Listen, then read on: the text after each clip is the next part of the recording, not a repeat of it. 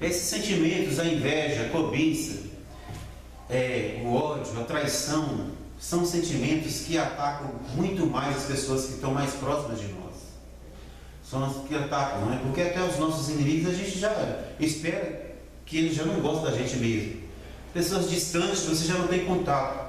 Mas esses sentimentos assim são de proximidade, são de pessoas que estão próximas da gente, né? Então a gente precisa estar sempre orando, vigilante, né? E pronto também para se defender de ataques tais como esses, né? A gente precisa estar protegido debaixo da graça do Senhor, né? Nós não podemos desmerecer os ardis de Satanás, porque os planejamentos de Satanás, os seus planos são tão grandes, ele consegue convencer tantas pessoas que vão levando, tantas pessoas vão sendo levadas. Quando a gente olha aqui, por exemplo, vamos ver aí, por exemplo, Gênesis capítulo de número 3, versículo 3 a 6, que diz aí: não bastasse o Lúcifer, o anjo de luz que estava diante de Deus, pecar contra Deus com a sua inveja e com a sua cobiça, ele é jogado por terra, e ele vem aqui e não sossega não. O que ele faz aí? Começa a influenciar as pessoas contra Deus, a pecar contra Deus, com o mesmo pecado que ele cometeu no céu. Olha aí, vamos lá, Gênesis capítulo 3, versículo de número 3 a 6. Mas do fruto da árvore que está no meio do jardim, disse Deus: não comereis dele, nem dele tocareis, para que não morrais. Então a serpente disse à mulher: certamente não morrereis, porque Deus sabe que, no dia em que dele comerdes, se abrirão os vossos olhos, e sereis como Deus, sabendo o bem e o mal. É igual? Pode continuar até o 6. E vendo a mulher que aquela árvore era boa para se comer, e agradável aos olhos, e árvore desejável para dar entendimento, tomou o seu fruto e comeu, e deu também a seu marido, e ele comeu com ela. Olha aí para você ver. O maligno, não bastasse a sua intenção de tomar o trono de Deus, ele é deposto do céu, jogado por terra. Chega aqui, ele continua com o seu intento, agora influenciando os filhos de Deus a praticar o mesmo pecado. E começa lá por Eva. Começa por Eva, que recebe a ordem de Deus para não tocar em determinado lugar, mas lá vai lá o Satanás para seduzir ela aqui. Você sabe por que ele está dizendo isso para você? Porque você vai ficar igual a ele. Qual que é a intenção de Satanás no céu? Ser igual a Deus ou mais do que Deus. Agora ele vai instigar Eva. Aqui, você vai ser igual a ele. Instigando a inveja dentro do coração de Eva. Não só a inveja, como a cobiça. De querer não só parecer como ser como Deus. De assumir, de usurpar o lugar que não é dela.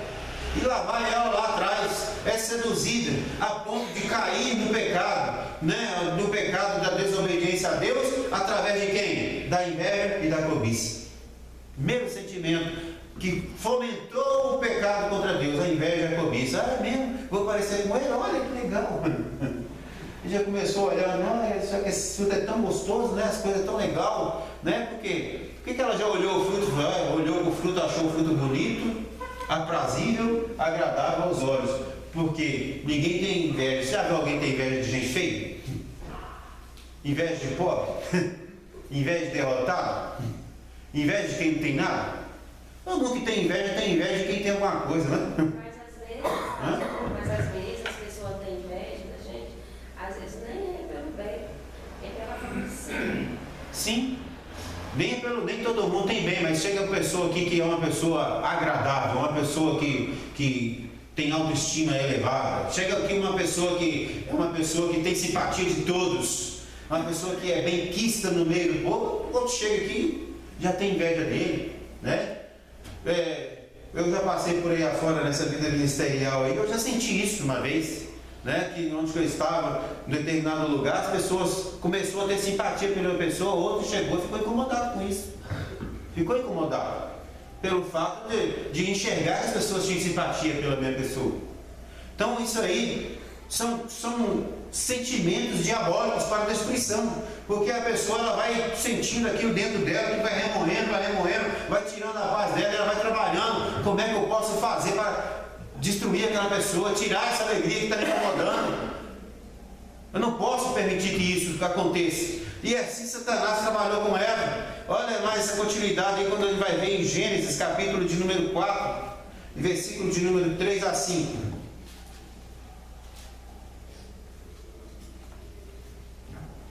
Bem pertinho de onde estava aí.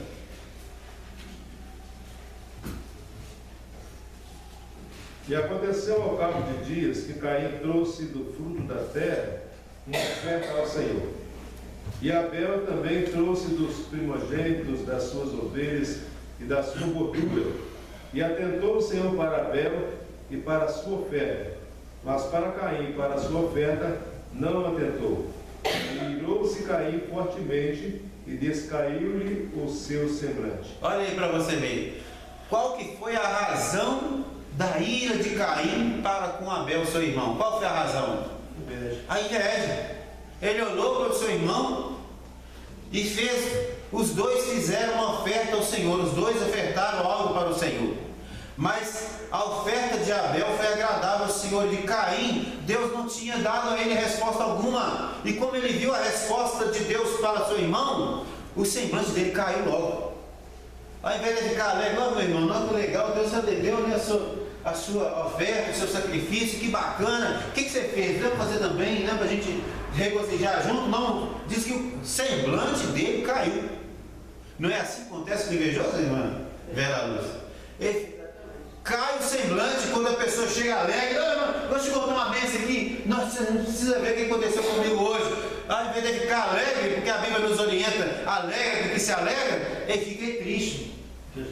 Fica chateado com a alegria do outro. Ô irmão, vou lá, eu quero que você conheça a minha casa. Quero que você conheça a casa que eu construí e tal. Chega lá e fica olhando. Não, minha casa. Olha. Nossa, lá em casa não tem isso não. Não, quem dera, começa a comparar e o semblante dele começa a cair. Não, Deus foi bom, você não foi comigo. Devia ter sido também, né? Nós temos orado tanto pedindo Deus me dar, né? E tal. E começa o semblante cair, em vez de ficar alegre, satisfeito com a alegria do outro, né? Fica o semblante caindo. Foi isso que aconteceu, caiu, o semblante dele caiu, ele ficou entristecido. Por que Deus recebeu ou não recebeu a mim? Só que o segredo do Caim e do Abel estava aqui, ó. Porque o texto do pastor ali que vocês podem ter acompanhado, vai dizer assim, que Abel entregou a primícia da sua obra, o melhor que ele tinha. Já o Caim entregou uma oferta, ou seja, algo indeterminado, qualquer coisa. Sobrou. Então, qualquer coisa. Entregou uma oferta da sua horta. Ele era lavrador e chegou lá, tinha lá um monte de guarda. Vou entregar esse aqui para o Senhor. Vou entregar esse aqui. Entregou lá.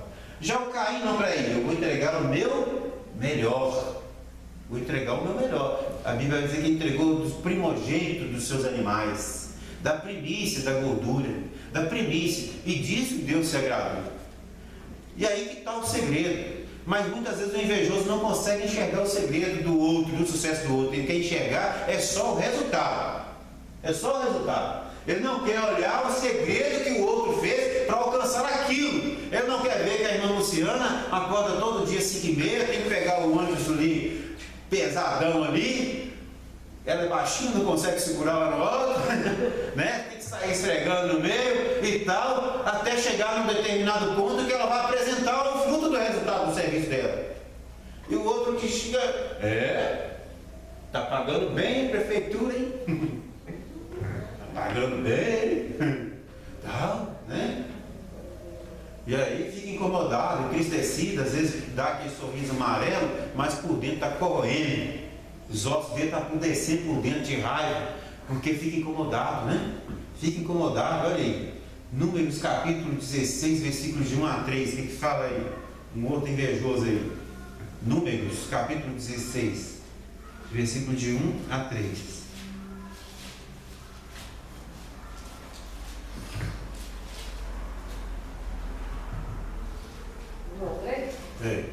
E Corá, filho de Izar, filho de Coate, filho de Levi, tomou consigo a Datã e a Abirão, filhos de Eliel, e a Ur, filho de Pelete, filhos de Rui.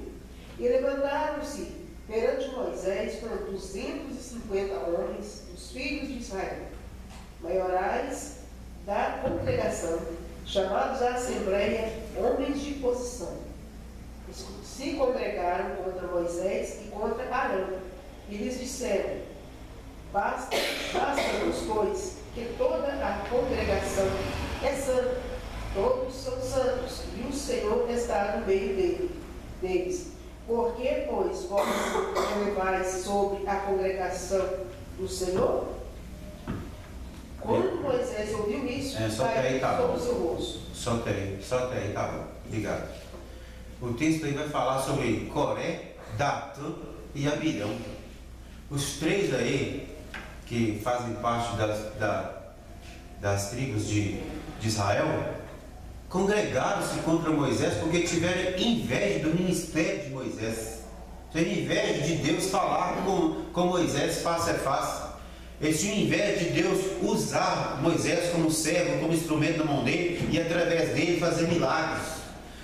Inveja de Deus fazer mediação entre o povo e ele através de Moisés, pelo ministério profético de Moisés. Eles tinham inveja, e a inveja estava consumindo esse Corá, a ponto dele juntar Datã e Abirão para ficar. Não é possível. Nós também somos servos de Deus, Nós também é santo. A congregação também é santa. Por que Deus não fala com nós também? Eles queriam tomar a posição de Moisés, daquilo que Deus chamou, consagrou, santificou e deu a ele uma missão específica. Mas esses três aqui estavam tomados de inveja e queriam, por cobiça, ocupar o lugar de Moisés. Ocupar o lugar de Moisés. Incomodados. Nós também somos de Deus, nós também somos santos. Quantas pessoas não têm sido feitas assim, irmão? Quantas igrejas, irmão? Deixa eu falar até esse microfone. Quantas igrejas têm sido abertas por aí afora aí, com esse mesmo sentimento de Coré, Datã e Abirão, que são sentimentos de revolta contra o servo de Deus, não pode se submeter à vontade de homens de Deus. Aí se revoltam, não conseguem ser subordinados. Aí eu vou abrir minha própria congregação. Aí fala, porque Deus também me deu o ministério. Aí começa, tive visão, Deus me mostrou, tive uma revelação, o anjo apareceu para mim, não sei o quê, mas no fim das contas é a mesma história do Corá. Chega, eu também sou servo de Deus, Deus também fala comigo. Não é só que você não. E assim tem surgido um monte de igreja por aí afora aí, e que tem sido pedra de tropeço e escândalo para o Evangelho. Há poucos dias um colega meu chegou para mim e falou assim: ó, Zé, fulano de tal me chamou para ser pastor junto com ele na igreja, que ele vai abrir, não sei aonde aí. Aí você vai? Eu vou. E tal, mas você tem certeza que você está indo? Deus te deu direção? Não, Deus já me mostrou, não sei o quê. Eu fiquei pensando, né? Só pensando, eu não falei. Não estou vendo graça nesse negócio. Ah, tá bom, Deus te abençoe. Aí foi. Não tem nenhum ano com a situação que ele falou para mim. Essa semana ele chegou e falou para mim assim: você acredita que teve uma divisão na igreja? Foi não sei quem para não sei para onde, não sei para onde, a igreja acabou. Aí uma divisão e criar outra. Eu pensei comigo, eu sabia que ia dar isso. Sabia que ia dar isso. Porque os propósitos, às vezes, que a forma que ele falou que ia começar essa congregação, porque não concordava com não sei o quê. Começa com isso aqui, irmão. Datã, Abirão e Coré. Eu não concordo, não. Eu não concordo, não. Não concordo com isso, não concordo com aquilo, porque Satanás vem enchendo a cabeça dessas pessoas para serem submissos, para não se submeter à autoridade de outro que o Senhor chamou. Então eles querem ser acima de tudo, querem estar acima. E aí começa um motivo de escândalo. Aí ontem eu conversei com esse rapaz e ele falou comigo: quer saber? Eu vou abrir a minha igreja, eu mesmo vou abrir a minha congregação. Eu falei: mas aonde você vai abrir? Eu vou abrir na minha casa. Mas na sua casa tem lugar para abrir? Não, lá nunca tem não, mas eu vou começar na praça. Eu pôr as cadeiras na praça, pegar. Aí eu falei com ele: olha aqui, deixa eu falar uma coisa. Não leva mal não, mas você deve conhecer a palavra de Deus. A palavra de Deus fala em Jonas, quando Deus chama Jonas para ir pregar lá em Nínive. Deus fala com Jonas: Jonas, vai lá em Nínive pregar a minha palavra. Você já viu falar da Bíblia? O que o Jonas fez? Ele foi para Tarsis. Ele não estava quietinho lá no lugarzinho dele, lá em Israel? Quietinho lá. Quem mandou ele levantar e sair? Quem foi? Quem foi? Foi Deus que mandou ele levantar e sair para ali, não foi? O que ele falou? Eu vou para Tarsis. Será que ele foi para Tarso para viajar, passear, bater perna? O que vocês acham? Ele foi não, ele foi cumprir a ordem do Senhor, só que fora da vontade do Senhor. Ele foi fazer a obra de Deus fora da direção de Deus. Porque Deus não deu para mim, não deu para Tarsis não. Mas ele olhou para mim e falou, eu vou lá é muito difícil, o povo lá é cruel, o povo violento, tem lá é meio doido lá, eu vou para aquele lugar lá, eu estou correndo risco. Eu vou levantar e vou para Tarsis, é pregar a palavra de Deus, é pregar do mesmo jeito. Pregar a palavra aqui, pregar lá, é pregar a palavra. Só que não foi isso que Deus orientou ele. Deus mandou ele para mim, não para Tarsis. E por conta dessa desobediência dele, de andar segundo o seu próprio coração, o mar se agitou e a bagunça toda aconteceu. Eu falo para você a mesma coisa, cuidado para o mar não se agitar na sua vida. Você está querendo andar segundo a sua própria vontade. Ora Deus, pede direção, se de fato Deus está pedindo para você abrir algum ministério. Porque será que nós precisamos de mais ministério? Será que está precisando de mais? Ou não está precisando é fortalecer os que estão aí? Porque a gente só está dividindo, ao invés de ajuntar. E cada vez mais, essa igreja que você falou, que acabou de dividir, em vez de trazer edificação para o reino de Deus, já trouxe foi confusão. Já está trazendo escândalo. E a palavra de Deus é muito clara quando fala assim, vai vir escândalo de qualquer jeito, mas ai de quem vier o escândalo. Ai por quem vier o escândalo, não. Quando a Bíblia fala assim, ai daquele por onde vier o escândalo, não está falando assim, tipo assim, um ai tipo assim do beliscão, ai. Não é isso não, está falando um ai, é a ira de Deus sobre você. É a ira de Deus, é a taça da ira do Senhor caindo sobre a sua cabeça. Isso é muito pesado. É melhor você não assumir determinada responsabilidade se você não foi chamado para ir. Fica quieto, faça apenas aquilo que o Senhor te chamou a fazer. Mas muitas vezes a inveja do ser humano, a cobiça do ser humano, de olhar para o outro lá, porque o fulano tem um ministério, aí tem um carrão, tem um helicóptero, tem fazenda, um dia você vai. A cobiça. Parece que o sentimento é um bom sentimento, mas por trás tem um sentimento maligno, satânico, diabólico. E que Deus tenha misericórdia. Datã, Corá e Abirão foi a mesma coisa, invejou de Moisés, rebelou-se contra Moisés, porque queriam tomar o lugar dele para ter o prestígio de Moisés. Mas Moisés diz assim, olha, eu não vou entrar nesse problema não, eu não vou decidir esse negócio não. Vou deixar Deus decidir. Vou fazer o seguinte, amanhã eu vou juntar todo mundo aqui na porta da congregação. Vocês ajuntam do lado de lá que eu junto do lado de cá. E vamos orar a Deus. O que Deus fizer é isso mesmo. Se Deus decidir sobre vocês, são vocês. Se decidir sobre mim, sobre mim. Você sabe o que aconteceu, sabe? Todo mundo sabe o que aconteceu? Levou a família toda. É, o buraco da Bíblia, um buracão, uma vala enorme. Foi um enterro coletivo. Foi o coral da Ação e Abirão, mas os 250 não estavam com ele aqui, mais as famílias, caiu tudo na vala coletiva e ó, foi pro saco. Deus respondeu de forma fulminante, não deu nem segunda chance. Porque, cuidado, a inveja e a cobiça, ela destrói. Ela destrói. E o que nós não vamos dizer, falar sobre José? Podemos falar sobre Davi, o tanto que Saul perseguiu Davi por conta da inveja, o como os irmãos de José vendeu seu próprio irmão, seu próprio sangue, teve essa coragem de fazer isso por conta da inveja. Que não vamos falar de Daniel, que aqueles homens lá na Babilônia, invejosos de Daniel, pelo prestígio que Daniel tinha diante do rei, por conta do prestígio que eles tinham, estavam morrendo de inveja, porque eles queriam aquele prestígio. E procuravam diante deles qualquer coisa para derrubar o Daniel, para poder desprestigiar o Daniel, para desmerecer os méritos de Daniel. Mas não conseguiram achar. Ele ora todo dia, vou falar da oração dele. A única coisa que conseguiram achar é pela oração dele. E o que falar do nosso mestre dos mestres? Mateus capítulo 27, versículo 17 e 18, tá, velho?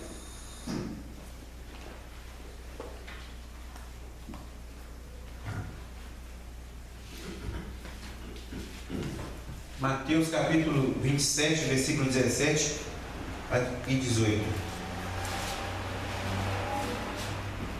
Portanto, estando eles reunidos,